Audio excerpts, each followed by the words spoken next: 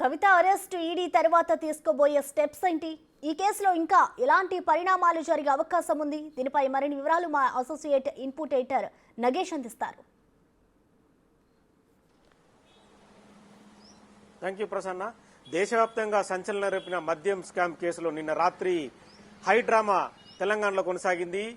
మాజీ ముఖ్యమంత్రి కేసీఆర్ కూతురు ఎమ్మెల్సీ కవితను అరెస్టు చేసి ఈడీ అధికారులు ఢిల్లీకి తరలించారు. కాసేపటి తర్వాత ఢిల్లీ ఈడీ ఎవెన్యూ కోర్టులో హాజరుపరిచే అవకాశం ఉంది. ఈ కేసు పూర్వపరాలు చూస్తే కనుక గత సంవత్సరంన్నర కాలంగా ఈ కేసు కొనసాగుతోంది.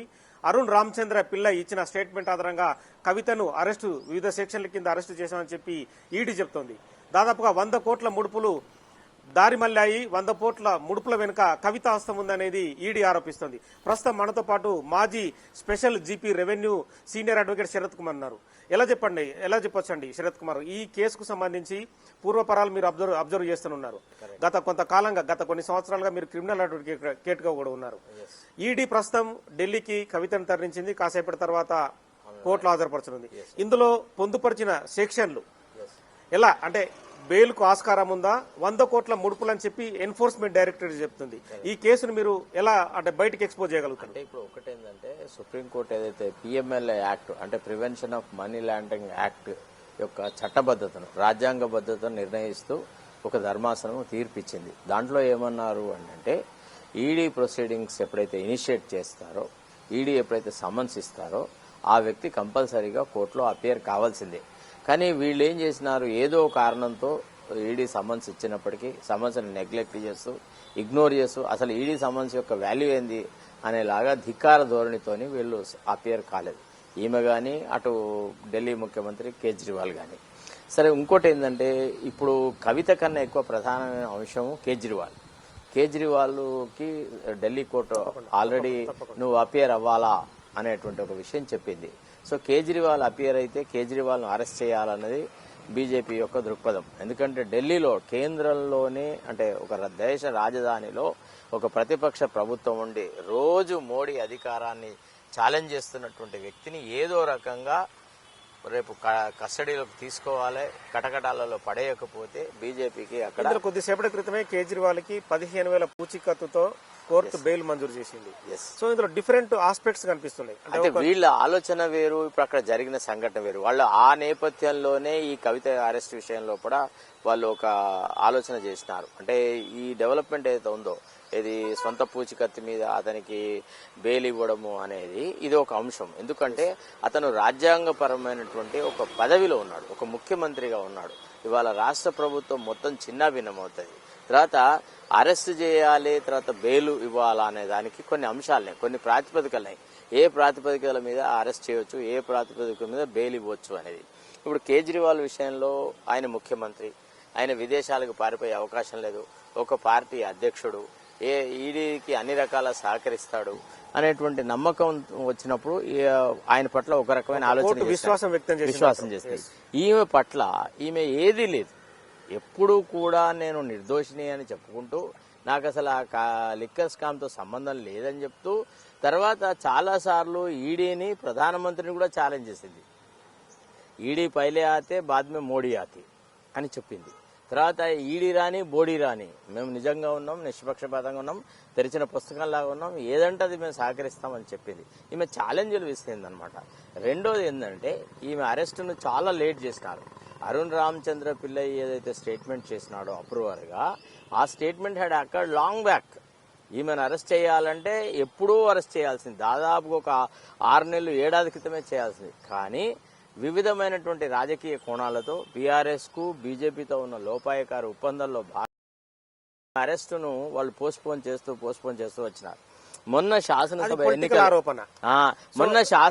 ఎన్నికల్లో కూడా బీజేపీ కోలుకోలేని దెబ్బతిన్నది. ఏమని, కవిత పట్ల బీజేపీ సాఫ్ట్ లైన్ ఉంది. అందుకే ఈడీ అందరినీ అరెస్ట్ చేసి జైళ్లలో వారేసింది. సత్యేంద్ర జైన్ ను వారేసింది, ఢిల్లీ హెల్త్ మినిస్టర్ ని, ఢిల్లీ ఉప ముఖ్యమంత్రి మనోజ్ సిసోడియాని వారేసింది, వాళ్ళ రాజ్యసభలో లీడర్ సంజయ్ సింగ్ ను వారేసింది. వాళ్ళందరి పట్ల ఎట్లా ఉంది, తర్వాత మిగతా వాళ్ళని గాని జార్ఖండ్ ముఖ్యమంత్రి విషయంలో గాని ఆ యాటిట్యూడ్ కవిత పట్ల ఎందుకు చూపట్టట్లేదు అనేటువంటి ఒక చర్చని ఒక రకమైన విమర్శని గెట్ ఓవర్ అవ్వడానికే ఇప్పుడు అవకాశం ఏర్కొన్నది. ఇప్పుడు బీజేపీకి ఒక విషయం తేలిపోయింది, ఏమని? బీఆర్ఎస్తో జత కూడడం అంటే సున్నాతో తనని తను భాగించుకోవడం. కాబట్టి బీఆర్ఎస్తో మాకే సంబంధాలు లేదు అని నిరూపించుకోవడానికి ఒక అవకాశము. రెండు, బీఆర్ఎస్ అనే పార్టీనే లేకుండా చేస్తే ఈ రాష్ట్రంలో రెండు పార్టీల వ్యవస్థ ఏర్పడుతుంది, కాంగ్రెస్ వర్సెస్ బీజేపీ ఏర్పడుతుంది. కాబట్టి ఆ రకంగా కూడా ఇది వాళ్లకు అనుకూలంగా ఉంది. ప్లస్ ఆల్రెడీ ఆమెను అరెస్ట్ చేయడానికి కావాల్సినంత మెటీరియల్ ఉంది కాబట్టి ఈ టైంను చూస్ చేసుకుని వాళ్ళు ఆమెను అరెస్ట్ చేశారు.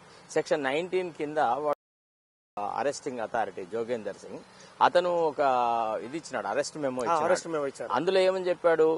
I have reasonable grounds to say that she is involve in the money laundering act అని అన్నాడు.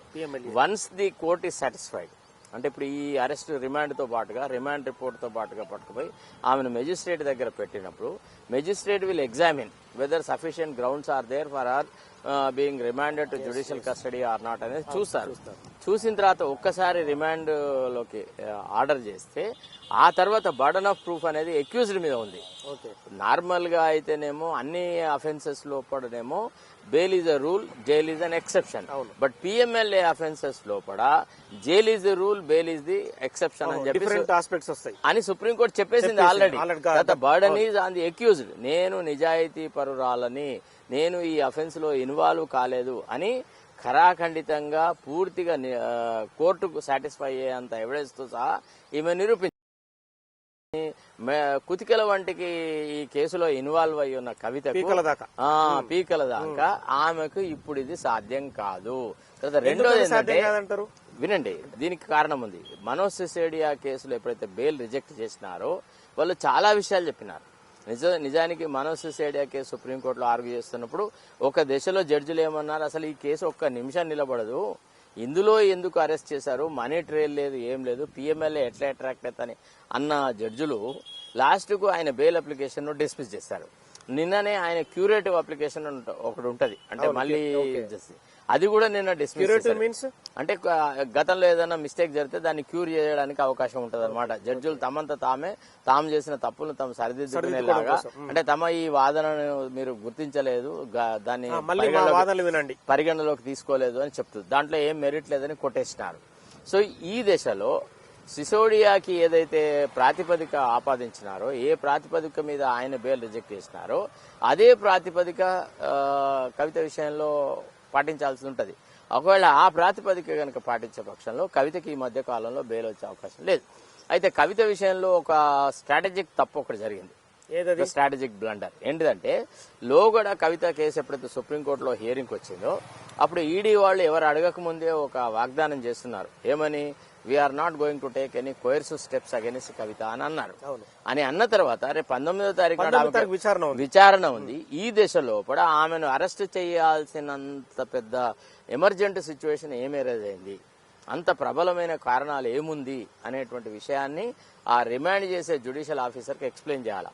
తర్వాత కవిత తరఫున ఉండే న్యాయవాదులు కూడా కింది కోర్టులో ఏం వాదన చేస్తారంటే, అయ్యా వీళ్లే చెప్పారు సుప్రీంకోర్టులో, భారతదేశంలో ఉన్న అత్యున్నతమైన న్యాయస్థానంలో మేము ఈమెను మీద కోయర్సివ్ స్టెప్స్ తీసుకోలేము అని చెప్పి ఒక సుప్రీంకోర్టును ఆ రకంగా నమ్మబలికి ఈ రకంగా వీళ్ళు అరెస్ట్ చేసినారు, ఇది చట్ట విరుద్ధము, ఇది ఈ రకంగా జరిగిందని సుప్రీంకోర్టు యొక్క డాకెట్ ప్రొసీడింగ్స్ వాళ్ళు కింది కోర్టు జడ్జి దగ్గర పెడతారు. అప్పుడు కింది కోర్టు జడ్జికి ఒక డౌట్ వస్తుంది, అవును మరి మీరు సుప్రీంకోర్టు దగ్గర ఈ రకంగా చెప్పి ఇప్పుడు ఎందుకు అరెస్ట్ చేశారు, పోనీ అరెస్ట్ చేయడానికి జస్టిఫికేషన్ ఏంది, వై, వాట్ ఇస్ ఆనాడు లేని పరిస్థితి ఈనాడు ఎందుకు వచ్చింది? ఇప్పుడు నీల మేఘాల మీద మీరు ఇప్పుడు ఏదంటే ఒక ట్రాన్సిట్ వారెంట్ లేకుండా ఏ రకమైనటువంటి ట్రాన్సిట్ వారెంట్ అనే విషయం కూడా వచ్చింది. ట్రాన్సిట్ వారెంట్ ఇష్యూ అనేది ఎందుకు వచ్చింది అంటే, ఒక రాష్ట్రం నుంచి ఇంకొక రాష్ట్రానికి కనుక ఒకవేళ అక్యూజ్డ్ ను తరలించే పక్షంలో కూడా ఒక 24 గంటల వ్యవధిలో కూడా అక్యూజ్డ్ ని స్థానిక కోర్టులో హాజరుపరచాలి. 24 గంటల వ్యవధి దాటుతుంది అన్న అనుమానం ఉన్నప్పుడు వాళ్ళు ఏం చేస్తారంటే సంబంధిత కోర్టు ఎక్కడి నుంచి అక్కడన్నా తీసుకొని వెళ్తారు, తీసుకొని వెళ్లి మళ్ళీ ఇంకో కోర్టు లోపల ప్రొడ్యూస్ చేయడం. ఎన్ఫోర్స్మెంట్ డైరెక్టరేట్ కి అంటే వాళ్ళది కేంద్ర దర్యాప్తు సంస్థ కదా, ఏ సంస్థ అయినా ఏదైనా అంటే క్రిమినల్ ప్రొసీజర్ కూడా అప్లై అవుతుంది. వన్స్ జడ్జ్ అరెస్ట్ అయిన తర్వాత ఇంకా అప్లై అయ్యే ప్రొసీజర్ వేరే అంటూ ఏది లేదు. క్రిమినల్ ప్రొసీజర్ కోడే భారత రాజ్యాంగంలోని ఆర్టికల్ 22 ప్రకారంగా ప్రతి వ్యక్తికి అరెస్ట్ అయిన తర్వాత అతన్ని 24 గంటలలో ఏ కోర్టులో అన్నా అతన్ని ప్రొడ్యూస్ చేయాలి. తర్వాత సుప్రీంకోర్టు ఏమన్నదంటే inter state transportation of the accused విషయంలో కంపల్సరీగా ట్రాన్సిట్ వారెంట్ ఉండాల్సిందే. అట్లా ట్రాన్సిట్ వారెంట్ లేకపోతే it amounts to violation of article 22. ఈ పరిస్థితి ఇప్పుడు వాళ్ళకి ఈడీ వాళ్ళకి ఎదురైతే వాళ్ళు ఏమని వాళ్ళు అదే కదా ఇక్కడ అంటే ఇక్కడే ఒక రాజకీయంగా ఏముంది అంటే ఆమెను అరెస్ట్ చేసినట్టు చేసి ఆమెకు బెయిల్ వచ్చేటట్టుగా వీళ్లే సహకరిస్తున్నారా అనే ఒక అనుమానం ఉంది. అంటే ఏంది, ఒక రకంగా రాజకీయంగా ఆరోపణలు ఎదుర్కోవచ్చు. ఏమని, మేము కవిత పట్ల కూడా సేమ్ ప్రొసీజర్ అడాప్ట్ చేసినాము, ఈడీ వాళ్ళు ఏం చేయాలో చేశారు, అరెస్ట్ చేశారు, తర్వాత కోర్టు ఆమెకు బెయిల్ ఇచ్చింది ఏదో టెక్నికల్ రీజన్స్ తోని అని ఒక మాట. అంటే ఈడీ మరి తెలివితొక్క పని చేసినట్టే కదా ఇక్కడ. అంటే అదే కదా మరి ఈడీకి ఎవరు సలహా ఇచ్చారు, లేకపోతే ఆ ఏ కోర్టులో అయితే ఇప్పుడు ఆమెను ప్రొడ్యూస్ చేయాలి రావుస్ అవెన్యూ కోర్టులో, అక్కడి నుంచి కూడా వీళ్ళు పర్మిషన్ తీసుకొని ఉండుంటారు. ఏమని, for a variety of times we have issued summons, she has been ignoring the summons, ఆమె she is not responding to the summons, కాబట్టి మాకు ఆమెను అరెస్ట్ చేసి తీసుకువచ్చేటువంటి అవకాశం తప్పనిసరి పరిస్థితి ఏర్పడ్డది అని కూడా వాళ్ళు చెప్పేటువంటి అవకాశం వాళ్ళకు ఉంది. ఏది ఏమైనా గానీ ఇప్పుడు ఆ జడ్జి మీద ఆధారపడుతుంది. నో సుప్రీంకోర్టులో ఈ అంశం ఎప్పుడైతే విచారణలో ఉందో ఈ దశలో మీరు ఇంత దుందుడుకు చర్య తీసుకోవాల్సిన అవసరం లేదు, నథింగ్ డూయింగ్ అని రిమాండ్ రిజెక్ట్ చేసేసి ఆమె సొంత పూచికత్తుతోని after supreme court decides either way ఆమె మీ ముందుకు వచ్చి అపియర్ అవుతుంది అనేటువంటి ఒక కండిషన్ ద్వారా ఆమెను రిలీజ్ చేసే అవకాశాలు ఉంటాయి. లేదు కాదు ఏదైనా సరే ఒక అరెస్ట్ అయితే అయిపోయింది. ఇప్పుడు అరెస్ట్ అయిన తర్వాత ఈమెను రిమాండ్ చేయడానికి సరిపడ్డ గ్రౌండ్స్ ఉంటే నేను రిమాండ్ చేసేస్తాను, ఇక మిగతా విషయాలు సుప్రీంకోర్టు చూసుకుంటుంది. అవసరం అనుకుంటే సుప్రీంకోర్టే రిమాండ్ను రద్దు చేసేసి ఆమెను విడుదల చేయొచ్చు. లేదు ఆమె రిమాండ్ సహేతుకంగానే జరిగింది అని అంటే కొనసాగించవచ్చు, నువ్వు బెయిల్ వేసుకోమని ఆమెకు చెప్పొచ్చు, రకరకాల జరుగుతుంది. నేనెందుకు సుప్రీంకోర్టు పిఎంఎల్ఏ యాక్ట్ కూడా ఇందులో ఉంది కదా. అవును, పిఎంఎల్ఏ యాక్ట్ కూడా సీరియస్నెస్ ఎక్కువ ఉంది. అంటే ఆ సెక్షన్ ని పరిగణలోకి తీసుకోదా కోర్టు? తీసుకుంటది కానీ ఇప్పుడు ఎట్లుంటది అంటే మన దేశంలో ఉండే ప్రొసీజర్ అంటే క్రిమినల్ ప్రొసీజర్ కోడ్ అనేది అక్యూజ్డ్ కి 100 అవకాశాలు ఇస్తుంది. ఫెయిర్నెస్ అనేది it is the byword of criminal procedure code. Fair trial is our constitutional motto. Even ఎంత పెద్ద కసబుకు కూడా మనం ఒక ప్రొసీజర్ ఫాలో అయ్యి మాత్రమే అతనికి శిక్ష వేయడం అనేది జరిగింది. సో కాబట్టి ఈ రకమైన ఇవన్నీ economic offences, white collar offences. ఇందులో పెద్దగా ఒరిగేదంటూ లేకపోతే విట్నెసెస్ లను ఇన్ఫ్లుయెన్స్ చేయడం గానీ, రికార్డులను తారుమారు చేయడం గానీ ఇట్లాంటి అవకాశాలు చాలా తక్కువ. ఎందుకంటే ఈ విషయాన్ని కూడా ప్రస్తావిస్తారు ఎన్ఫోర్స్మెంట్ వాళ్ళు. డెఫినెట్లీ వాళ్ళు ప్రస్తావిస్తారు, కవిత తరఫున ఉండేటువంటి న్యాయవాదులు ప్రస్తావిస్తారు, అరెస్ట్ చేసిన విధానంలో ఉన్నటువంటి లోపాలను. కాబట్టి ఇది ఏది ఏమైనా కానీ కొంత జటిలమైన విషయం. అసలు వాళ్లలో గనక చిత్తశుద్ధి ఉంటే 19వ తారీఖు తరఫున ఆ రోజున సుప్రీంకోర్టు లోపల ఇగో ఈ ఆధారాలని ఈమెను అరెస్ట్ చేయక విధి లేదు మాకు అని చెప్పి ఆ గతంలో ఇచ్చిన అండర్టేకింగ్ ను వాపస్ తీసుకొని చేసుంటే బాగుండేది. కానీ ఇక్కడ కూడా కొంత ఫిక్సేషన్ ఉంది ఇద్దరి మధ్య. ఏదో రకంగా అరెస్ట్ చేసినట్టు తర్వాత అరెస్ట్ నుంచి ఆమె బెయిల్ మీద బయటికి వచ్చినట్టు కొట్టాను, అదే అంతే. ఆ రకంగా ఈ ప్రవర్తన జరిగిందనమాట. అది అంటే ఇందులో గత సంవత్సరాల కాలంగా ఈ కేసు కొనసాగుతుంది. చాలా మంది వివిఐపీలు ఇందులో ఉన్నారు. అభిషేక్ బోయిన్పల్లి అరెస్ట్ అయ్యాడు, అందరూ చాలా మంది అరెస్ట్ అయిన తర్వాత ఒక 100 కోట్ల ముడుపులు ట్రాన్స్ఫర్ జరిగిందనేది పెద్ద ఆరోపణ. స్పెషల్ ఫ్లైట్ లో ఢిల్లీకి కవిత వెళ్లడం, అక్కడి నుంచి ఇక్కడికి రావడము, ఆ మద్యం స్కామ్ సంబంధించి సౌత్ లోనే టోటల్ గా సౌత్ లోనే మెయిన్ రోల్ ప్లే అయింది కవితనే, దానికి ముఖ్య కారకురాలనేది. సో ఇటువంటి విషయాల్ని ఖచ్చితంగా కోర్టు ముందు ఉంచే అవకాశం లేదంటారా? ఉంటది కానీ ఇవన్నీ కారణాలు నీకు ఈ రోజు తెలియలే కదా, నిన్న తెలియలేదు కదా, ఎప్పుడూ తెలుసు కదా. అరుణ్ రామచంద్ర పిల్లై ఎప్పుడైతే అప్రూవర్ గా మారి స్టేట్మెంట్ చేసినాడో ఆనాడే నీ దగ్గర ఈ ఆధారాలను ఉండే కదా. ఆ ఆధారాలను అప్పుడు ఎందుకు వాడుకోలేదు, ఇప్పుడే ఎందుకు వాడుకున్నావు? సుకేష్ కూడా కీలక వ్యక్తి. ఇంకోటి ఏంటంటే ఇప్పుడు వాళ్ళు ఎంచుకున్న టైం ఎట్లాంటిది, రాష్ట్రంలో కూడా ప్రధానమంత్రి నిన్న పర్యటన సాధిస్తుండే, రాష్ట్ర ముఖ్యమంత్రి ఏదో ఒక వేరే కార్యక్రమం ఉండే, ఇఫ్తార్ విందులో మిగతా వాటిలో ఉండే. అంటే దీనికి రాజకీయమైన రంగును పులిమినట్టు అయింది అనమాట. ఆ సందర్భం వాళ్ళు ఎన్నుకున్నది చాలా దారుణమైన సందర్భం. ఇదే కారణంతో ఇంకొక రోజు కూడా అరెస్ట్ చేయగలుగుతుంది. వచ్చే శుక్రవారం చేసినా పెద్ద ఫరక్ పడేది ఏం లేదు. తర్వాత ఈ రోజు ఎలక్షన్ కమిషన్ వాళ్ళు వాళ్ళ notification election schedule 3 o'clock. So ఈ దేశంలో కూడా ఈ రకమైనటువంటి రాజకీయ అరెస్ట్ల వల్ల ఏమవుద్దంటే ఈడీ యొక్క నిష్పక్షపాత వైఖరి మీద కొంత అనుమానాలు వచ్చేటువంటి అవకాశం ఉంటుంది అనమాట. సో మరి వాళ్ళ స్ట్రాటజీ ఏ రకంగా ఉంది అనేది మనం చూడాలి. ఏది ఏమైనా కానీ స్వల్పకాలిక ప్రయోజనాల కోసమని బీజేపీ ఏదైనా చేస్తుంది అనే దానికి ఇది ఒక పెద్ద ఉదాహరణ అన్నారా. ఇప్పుడు మహారాష్ట్రలో మనం చూద్దాం, అజిత్ పవార్ గురించి చాలా నానా యాతనలు పడ్డాడు, నానా రకాలుగా ఆయన మీద ఆరోపణలు చేసినాడు. అశోక్ చవాన్ గురించి అయితే బడ్జెట్ స్పీచ్లోనే మెన్షన్ చేసినాడు, ఇతను మన సోల్జర్స్ యొక్క దీంట్లో ఇన్వాల్వ్ అయి ఉన్నాడు, ఇంత పెద్ద భ్రష్ట్ నేత ఇంకోటి లేడన్నాడు. వాళ్ళిద్దరూ మళ్ళీ బీజేపీ పరమైనారు, మళ్ళా వాళ్ళిద్దరికి సముచితంగా గౌరవించినారు. Ajit Pawar has become the deputy chief minister of Maharashtra, తర్వాత ఇతని చవాన్ ఏమో రాజ్యసభ మెంబర్ చేశాడు. సో ఇదంతా ఏంటి అంటే ఒక రకంగా ప్రీమియర్ ఇన్స్టిట్యూషన్స్ అయిన ఈడీ మీద, సిబిఐ మీద, ఇన్కమ్ ట్యాక్స్ డిపార్ట్మెంట్ ఈనాడు రకరకాల అపోహలు కలగడానికి రూలింగ్ పార్టీ సొంతగానే responsible. Ruling party is responsible for all this blame. కాకపోతే ఏది ఏమైనా ఈమె ఇన్వాల్వ్మెంట్ మీద రవ్వంత కూడా డౌట్ లేదు కాబట్టి డెఫినెట్ గా కింది కోర్టు ఆ విషయాలన్నీ పరిగణలోకి తీసుకొని మరి ఒక డెసిషన్ తీసుకుంటది. మనం దాన్ని ఇప్పుడే గెస్ కొట్టడం, ఏం జరుగుతుందని గెస్ కొట్టడం చాలా తప్పు. ఎమ్మెల్సీగా ఉన్న తర్వాత ఆమెను తదుపరి వాళ్ళు మండలి చైర్మన్ కూడా సమాచారం ఇచ్చిన తర్వాత తీసుకెళ్లారు కదా. కరెక్ట్. అందులో అక్కడ ఉన్న అంటే స్థానికంగా కొన్ని లోపాలను సరిదిద్దారు. ఏవైతే క్యూరబుల్ డిసీజ్ ఉన్నాయో, డిఫెక్ట్స్ ఉన్నాయో అవి క్యూర్ చేసినారు. కానీ మేజర్ ఇష్యూ ఏంది అని అంటే యాక్చువల్లీ మీరు ఎందుకు ఇన్ని రోజులు అరెస్ట్ చేయకుండా సుప్రీంకోర్టుకు ఆ రకమైన వాగ్దానం ఎందుకు చేశారు? మిమ్మల్ని అడగలేదు, సుప్రీంకోర్టు ఆర్డర్ పాస్ చేయలేదు నాట్ టు అరెస్ట్ అని. మీకు మీరుగా ఒక వాగ్దానం చేసేసి మీరు దాన్ని ఎట్లా వయలేట్ చేస్తారు? కేసు సుప్రీంకోర్టులో ఉంది కదా, ఈమె పట్ల ఏ రకమైన ఆలోచన ధోరణి ఉండాలి, ఏ రకమైన ఇన్వెస్టిగేషన్ జరగాల అనేది సుప్రీంకోర్టు డిసైడ్ చేస్తుంది కదా. ఇప్పుడే ఇంత తొందర ఎందుకు అనేటువంటి ప్రశ్న కొద్దిగా చాలా కఠినంగా ఉంటుంది. అన్పలాటబుల్ క్వశ్చన్ రేపు ఈడీ ఫేస్ చేయాల్సి వస్తుంది. ఓకే, అంటే ఇందులో సెక్షన్స్ గానీ, కేసు తీవ్రత గానీ, ఆర్థిక పరమైన సంబంధాలు గానీ ఏ విషయాన్ని కూడా కోర్టు పరిగణలోకి తీసుకోవడానికి అవకాశం లేదంట. ఉంటది. నార్మల్ సర్కమ్స్టాన్సెస్ లో అయితే అసలు ఆమెకు బెయిల్ కాదు కదా, అసలు ఒక సెకండ్ లో రిమాండ్ చేసి ఉండేవాళ్ళు. వీళ్ళు కనుక సుప్రీంకోర్టుకు ఆ వాగ్దానం చేసి ఉండకపోతే, ఆ అండర్టేకింగ్ ఇవ్వకపోయి ఉంటే ఈమెను ఎప్పుడూ అరెస్ట్ చేస్తే ఆమె అట్లనే అప్పటిలాగే ఈమె కూడా మనోసిసియాడే పక్క చాంబర్లోనో లేదా ఇంకో చోటనో ఈమె ఉండేది.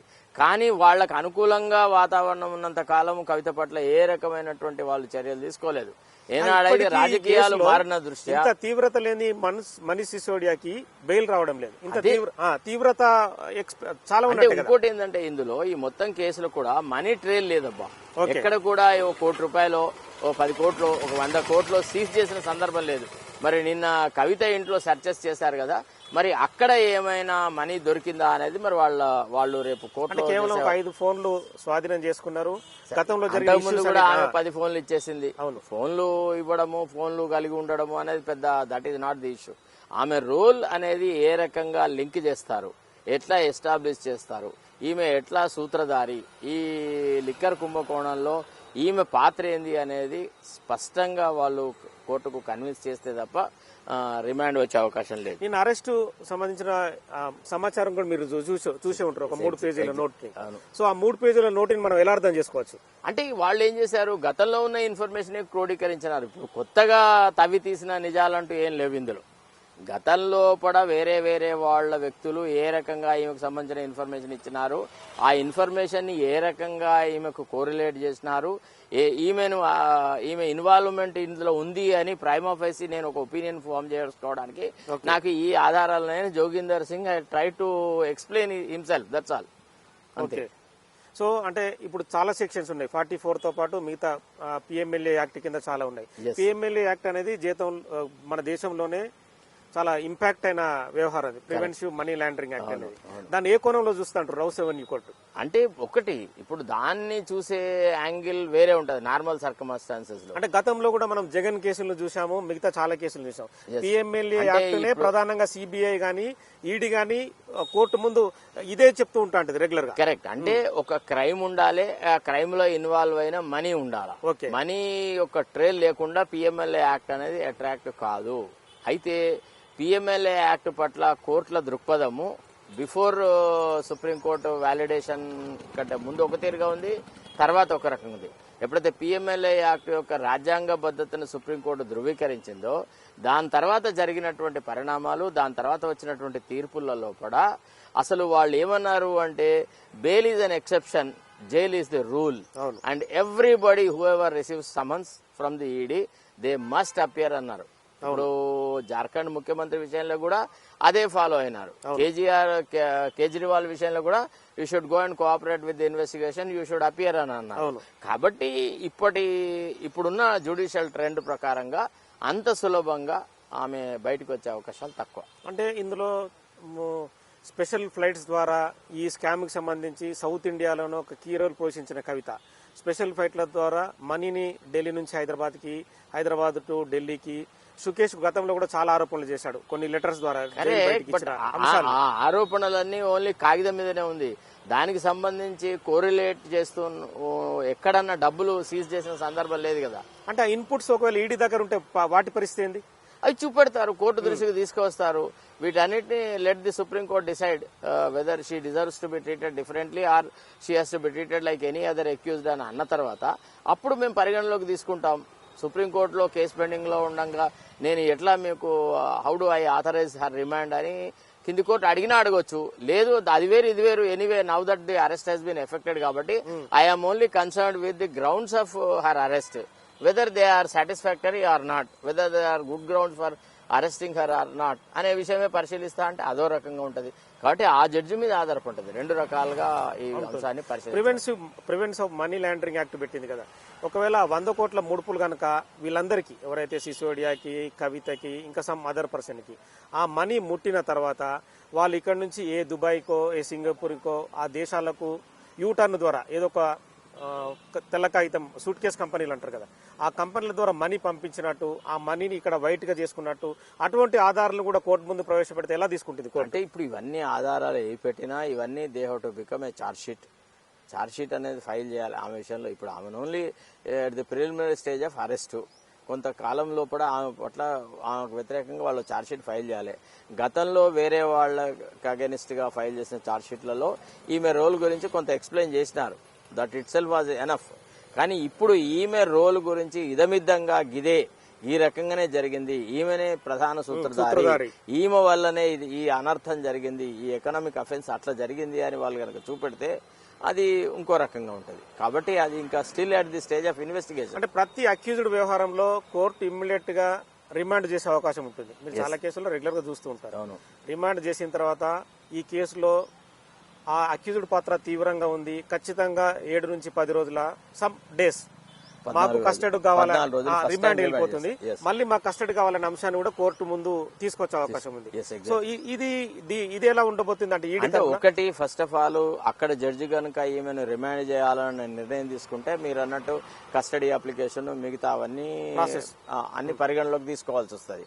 అది జరగకుండా నువ్వు సుప్రీంకోర్టులో ఈ కేసు పెండింగ్ లో ఉంది, సుప్రీంకోర్టులో నువ్వు వాగ్దానం చేసావు, 19 తర్వాతనే నువ్వు సుప్రీంకోర్టును కన్విన్స్ చేసేసి you take liberty to arrest and then bring her here, అప్పుడు నేను మిగతా మెరిట్స్ అన్ని కన్సిడర్ చేస్తాను. In view of the pendency of the case in the Supreme Court I'm not inclined to remand అని అనొచ్చు. లేదు, ఇప్పుడు ఇచ్చిన ఈసీఐఆర్ లోనే చాలా విషయాలు పొందుపరచబడ్డాయి కాబట్టి ఈ కారణాలతోని ఈమె ఇన్వాల్వ్మెంట్ అన్నది ప్రైమ్ ఆఫీస్ ఎస్టాబ్లిష్ అవుతుంది కాబట్టి ఈమెను జ్యుడిషియల్ రిమాండ్ కు పంపడమే correct. Like any other accused she should also be treated under the PMLA act అని చెప్పి ఆమెను రిమాండ్ కు పంపితే ఇక మిగతా విషయాలన్నీ పరిగణలోకి తీసుకోవాల్సి వస్తున్నాడు. అంటే ఇప్పుడు ఈ దశలో ఏం జరుగుతుంది అనేది కేవలం ఊహాజనితమైనటువంటి అంశమే. ఇప్పుడు ప్రాబ్లం ఎక్కడ వస్తుందంటే కవిత తరఫున కూడా ఏదో ఆర్డినరీ అడ్వకేట్లు అపియర్ కావట్లేదు. ఫార్మర్ లా మినిస్టరు, తర్వాత కపిల్ సిబ్బల్, ఇట్లాంటి గొప్ప గొప్ప వాళ్ళు అపియర్ అవుతున్నారు, సీనియర్ లాయర్లు అపియర్ అవుతున్నారు. ఇప్పుడు ఒక విషయం అండి, ఆమె ఏ తప్పిదమే చేయకపోతే విన్నారా ఇంత రభస జరిగేది కాదు. ఆమె అంతరాత్మకు తెలుసు, కేసీఆర్ కుటుంబంలో తెలుసు, ఈ రాష్ట్ర ప్రజలకు తెలుసు ఆమె ఇన్వాల్వ్మెంట్ చాలా కరాఖండితంగా ఉంది అని. ఇదొక ప్రహసనం. ఇప్పుడు కోర్టు ఈరోజు డిసిషన్ తీసుకున్న తర్వాత ఆమె అరెస్టు, ఆమె రిలీజు అనేది ఆధారపడుతుంది. థ్యాంక్ యూ శరత్ గారు. సో మొత్తానికైతే చాలా అంశాలు ఆధారపడి లీగల్ గా, అంటే కవిత అరెస్టు తర్వాత ప్రస్తుతం కోర్టులో కవితను అటెండ్ చేస్తారు. అటెండ్ చేసిన తర్వాత పిఎంఎల్ఏ యాక్ట్ని వాళ్ళు ఎక్స్పోజ్ చేస్తారు. అలాగే 100 కోట్ల ముడుపుల అంశాన్ని కూడా కోర్టు ముందు ఉంచుతారు. ఇందులో అరుణ్ రామచంద్ర పిల్లై కీలక రోల్ పోషించాడనేది ఈడీ అభియోగం. మిగతా కేజ్రీవాల్ కావచ్చు, మనీష్ సిసోడియా కావచ్చు, అభిషేక్ బోయినపల్లి కావచ్చు, ఇలా చాలా మంది వ్యక్తుల ప్రమేయం ఉంది. కేవలం సౌత్ ఇండియా కేంద్రంగానే కవిత ఈ వ్యవహారాన్ని మొత్తం నడిపిందని చెప్పి కోర్టు ముందు ఉంచే అవకాశం కనిపిస్తుంది. ఇక్కడ ట్రాన్సిట్ వారెంట్ అనేది కూడా ప్రధానంగా కోర్టు ముందు కనిపించే అవకాశం ఉంది. ఎందుకంటే ట్రాన్సిట్ వారెంట్ ప్రకారం స్థానిక కోర్టులో హాజరుపరిచి పర్మిషన్ తీసుకున్న తర్వాత ఢిల్లీకి తరలించాలి. అంటే ఇది ఒక ప్రొసీజర్. ఆ ప్రొసీజర్ను కూడా ఈడీ ఫాలో చేయకపోవడం అనేది కూడా ఒక అనుమానం. అంటే ఇది పెద్ద అనుమానాలకు తావిస్తుంది. ఆ కోర్టు రౌస్ ఎవెన్యూ కోర్టు గనక ఈ అంశాన్ని ఈడీని ప్రశ్నిస్తే ఈడీ ఎందుకు ఆ ఆగమేఘాల మీద కవితని 1 గంటల 20 నిమిషాలకు వాళ్ళ ఇంటికి వచ్చిన తర్వాత 6:30 తర్వాత కవితను ఢిల్లీకి తరలించారు. ఆ ఢిల్లీకి తరలించిన తర్వాత స్థానికంగా వైద్య పరీక్షలు నిర్వహించారు. వైద్య పరీక్షలు నిర్వహించిన తర్వాత మిగతా అంశాన్ని చూపిస్తున్నారు. కానీ రిమాండ్ రిపోర్ట్లో ఎలాంటి అంశాలను పొందుపరుస్తారు, కవిత రోల్ని అక్కడ అంటే ఆ పేపర్ మీద ఎలా చూపిస్తారు, మనీ ట్రాన్సాక్షన్ తరలింపు కావచ్చు, ఏదైనా సూట్ కేసు కంపెనీని సృష్టించడం కావచ్చు, యూటర్న్ ద్వారా మనీ తీసుకోవడం కావచ్చు, ఇటువంటి అంశాలని ఖచ్చితంగా కోర్టు ముందు ఉంచే అవకాశం కనిపిస్తుంది. మరి కవిత లాయర్లు కూడా ఇలా ఎలా ఎదుర్కొంటారు అంటే కొన్ని చిన్నపాటి లూప్ హోల్స్ ఉన్నా కూడా వాటిని కోర్టు ముందు ప్రస్తావిస్తారు. సో ఈ అంశాలన్నింటినీ పరిగణలోకి తీసుకున్న తర్వాత కోర్టు మరి కవితకు 14 రోజుల రిమాండ్ విధిస్తుందా, లేదంటే కస్టడీ పిటిషన్ ఈ రిమాండ్ విధించిన తర్వాత ఈడీ అధికారులు కస్టడీ కొడతారా, లేదంటే కవితని ఇట్లా అరెస్ట్ చూపించిన తర్వాత ఎటువంటి అంశాలు ఇందులో లేవు, మీరు నిబంధనలు ఏవి పాటించలేదని చెప్పి కోర్టు బెయిలిస్తుందా. సో ఇవన్నీ చాలా ఆసక్తికరంగా మారిన అంశాలు. లీగల్ ఆస్పెక్ట్స్ ప్రకారం మరి ఎలా ఉండబోతుంది అనేది మాత్రం కవితను రౌస్ ఎవెన్యూ కోర్టులో హాజరుపరిచిన తర్వాత మనకు తదుపరి విషయాలు వెల్లడించే అవకాశం కనిపిస్తుంది.